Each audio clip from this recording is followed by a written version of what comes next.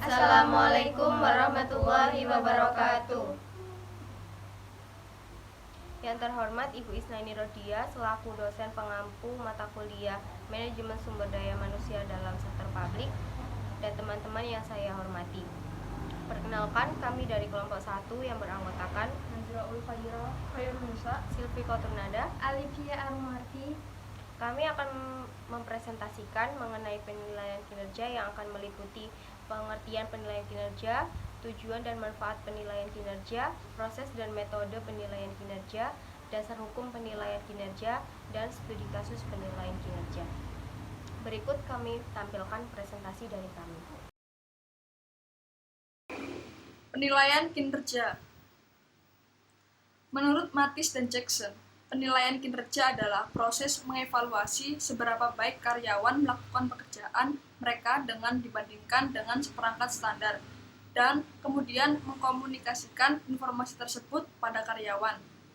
Penilaian kinerja juga disebut sebagai evaluasi karyawan, tinjauan kinerja, dan penilaian hasil. Penilaian kinerja adalah proses pengevaluasian kinerja, penyusunan rencana pengembangan, dan pengkomunikasian sehasil proses tersebut kepada karyawan itu sendiri. Tujuan dan manfaat penilaian kinerja. Menurut Kusmina SMRAT Haryati 2019, tujuan penilaian kinerja meliputi 1. Untuk mengetahui tingkat prestasi karyawan. 2. Pemberian imbalan yang sesuai seperti untuk pemberian kenaikan gaji pokok, gaji berkala, dan insentif. 3. Pengembangan SDM yang dibedakan sebagai berikut. A. Penugasan kembali seperti mutasi atau transfer dan rotasi pekerjaan. B. Promosi yaitu kenaikan jabatan.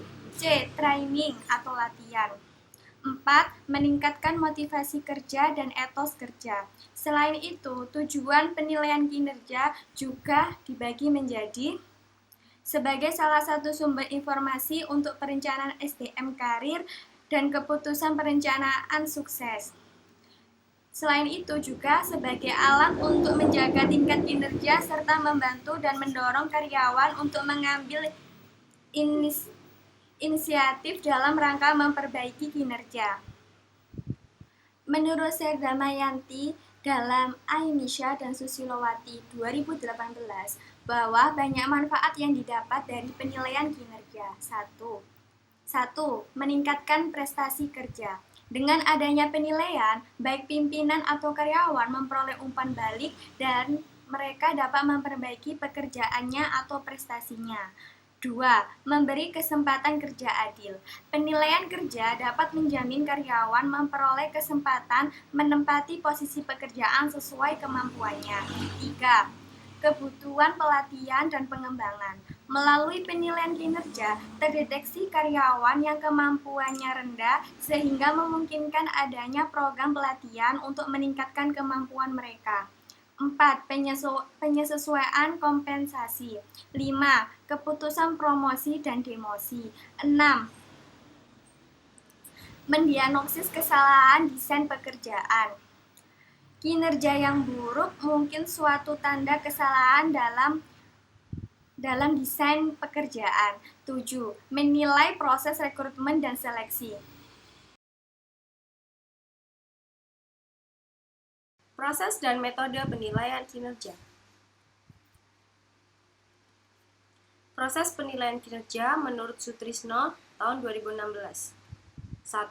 Menyusun rencana kerja. Rencana kerja merupakan tahap dalam menyepakati sasaran kerja yang harus dicapai dan juga sikap serta perilaku yang mesti ditampilkan oleh pegawai dalam satu periode penilaian ke depan. 2. Pelaksanaan. Pelaksanaan merupakan pengerjaan atas rencana yang telah dilaksanakan oleh pegawai dengan sebaik-baiknya sesuai dengan apa yang telah direncanakan sebelumnya.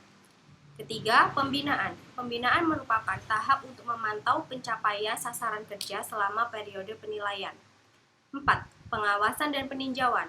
Peninjauan merupakan tahap untuk mengukur pencapaian sasaran dan perilaku kerja bawahan serta menarik kesimpulan tentang apa yang telah berjalan dengan efektif dan apa yang belum efektif dari sebelumnya. Yang terakhir adalah mengendalikan. Kegiatan pengendalian dilakukan jika dalam pelaksanaan terjadi penyimpangan atas pelaksanaan yang telah dilakukan. Metode penilaian kinerja. Metode penilaian kinerja dapat digunakan dengan pendekatan yang berorientasi pada masa lalu dan juga pada masa depan. Dalam praktiknya, tidak ada satu metode pun yang memiliki teknik yang sempurna, pasti memiliki kelebihan juga kekurangan masing-masing. Yang pertama, metode penilaian yang berorientasi pada masa lalu. Teknik-teknik penilaiannya yaitu 1. Skala peringkat. Merupakan metode yang paling tua dan paling banyak digunakan dalam penilaian prestasi, di mana para penilai harus melakukan suatu penilaian yang berhubungan dengan hasil kerja karyawan dalam skala-skala tertentu, mulai dari yang paling rendah hingga yang paling tinggi. Dan nomor 2, daftar pernyataan. Penilaian berdasarkan metode ini terdiri dari sejumlah pertanyaan yang menjelaskan beraneka macam tingkat perilaku sebagai suatu pekerjaan tertentu. Yang ketiga yaitu metode dengan pilihan terarah. Metode ini dirancang untuk meningkatkan objektivitas dan mengurangi subjektivitas dalam suatu penilaian. Yang keempat yaitu metode peristiwa kritis. Metode ini merupakan pemilihan yang mendasarkan pada catatan kritis penilai atas perilaku karyawan seperti sangat baik atau sangat jelek dalam melaksanakan sebuah pekerjaan. Yang kelima adalah metode catatan prestasi. Metode ini berkaitan erat dengan metode peristiwa kritis, yaitu catatan penyempurnaan yang banyak digunakan terutama oleh para profesional. Yang keenam yaitu skala peringkat dikaitkan dengan tingkah laku. Metode ini merupakan suatu cara penilaian prestasi kerja karyawan untuk satu kurun waktu tertentu di masa lalu dengan mengaitkan skala peringkat prestasi kerja dengan perilaku tertentu. Yang selanjutnya yaitu metode peninjauan lapangan. Di sini peneliti atau penilai harus turun ke lapangan bersama-sama ahli dari bidangnya atau dalam sumber daya manusia. Yang selanjutnya adalah tes dan observasi prestasi kinerja.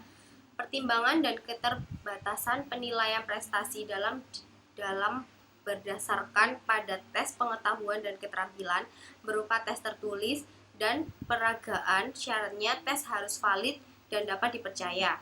Selanjutnya yaitu pendekatan evaluasi komparatif. Metode ini mengutamakan perbandingan prestasi kerja seseorang dengan karyawan lain yang menyelenggarakan kegiatan sejenis. Yang kedua yaitu metode penilaian berorientasi masa depan. Teknik-teknik penilaiannya yaitu meliputi sebagai berikut. Yang pertama, penilaian diri sendiri. Penilaian diri sendiri adalah penilaian yang dilakukan oleh karyawan sendiri dengan harapan karyawan tersebut dapat lebih mengenal kekuatan-kekuatan dan kelemahannya sehingga mampu mengidentifikasi aspek perilaku kerja yang perlu diperbaiki pada masa yang akan datang. Hal tersebut dapat mencegah terjadinya perilaku membenarkan diri sendiri. Yang kedua yaitu manajemen berdasarkan sasaran. Berarti manajemen berdasarkan sasaran artinya adalah suatu bentuk penilaian di mana karyawan dan peneliti atau penilai bersama-sama menetapkan tujuan-tujuan atau sasaran-sasaran pelaksanaan kerja di waktu yang akan datang. Metode ini lebih mengacu pada pendekatan hasil. Yang terakhir adalah penilaian secara psikologis. Penilaian secara psikologis adalah proses penilaian yang dilakukan oleh para ahli psikologi untuk mengetahui potensi seseorang yang berkaitan dengan pelaksanaan pekerjaan seperti kemampuan intelektual, motivasi, dan lain-lain. Dasar hukum.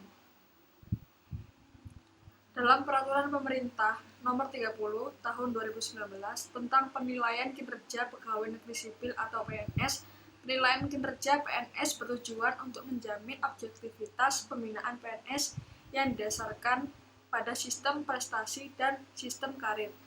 Penilaian dilakukan berdasarkan perencanaan kinerja pada tingkat individu dan tingkat unit atau organisasi, dengan memperhatikan target, pencapaian hasil, dan manfaat yang dicapai, serta perilaku PNS.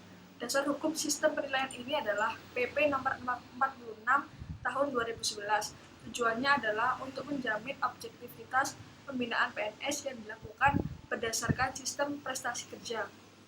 Sedangkan sasaran kinerja pegawai atau SKP adalah rencana dan target kinerja yang harus dicapai oleh pegawai dalam kurun waktu penilaian yang bersifat nyata dan dapat diukur serta disepakati pegawai dan atasannya.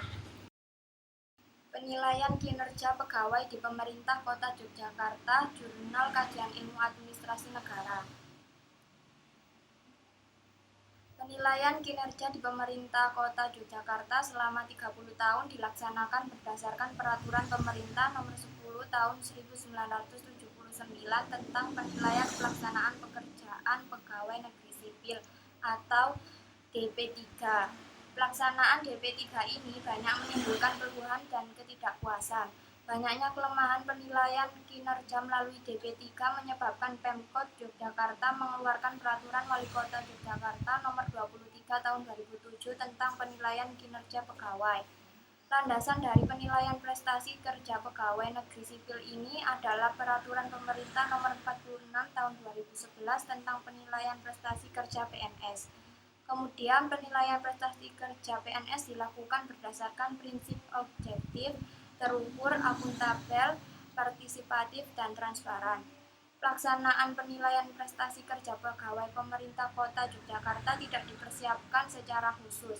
Terdapat dua aspek dalam penilaian kinerja, yaitu sasaran kerja PNS dan perilaku kerja. Dalam melakukan penilaian SKP dilakukan dengan cara membandingkan antara realisasi kerja dengan target yang telah ditetapkan. Dalam melakukan penilaian dilakukan analisis terhadap hambatan pelaksanaan pekerjaan pegawai untuk mendapatkan umpan balik serta menyusun rekomendasi perbaikan dan menetapkan hasil penilaian pegawai pemerintah di Kota Yogyakarta.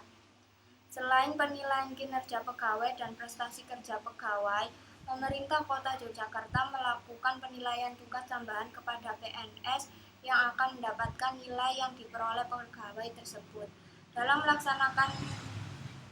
pelaksanaannya, tidak jarang terjadi PNS yang pindah atau mutasi dari instansi pemerintah yang satu ke instansi yang lain.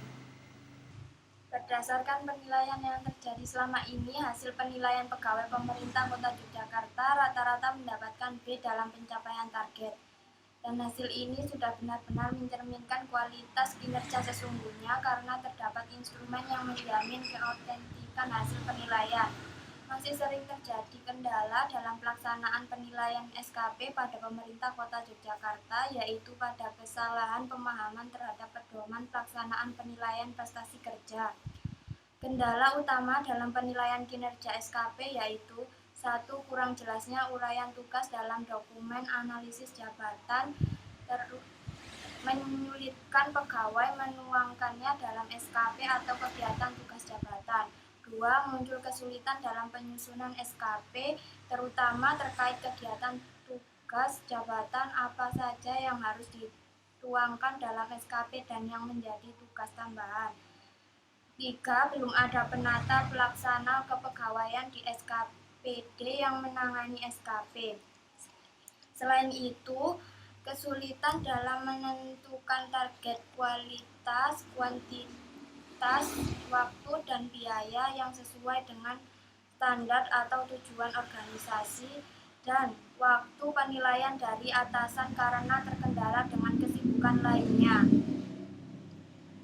Pendampingan, bimbingan, teknis, dan workshop kepada seluruh pegawai di lingkup pemerintah Kota Yogyakarta merupakan cara untuk mengatasi kendala-kendala dalam penilaian kinerja yang terjadi selama ini.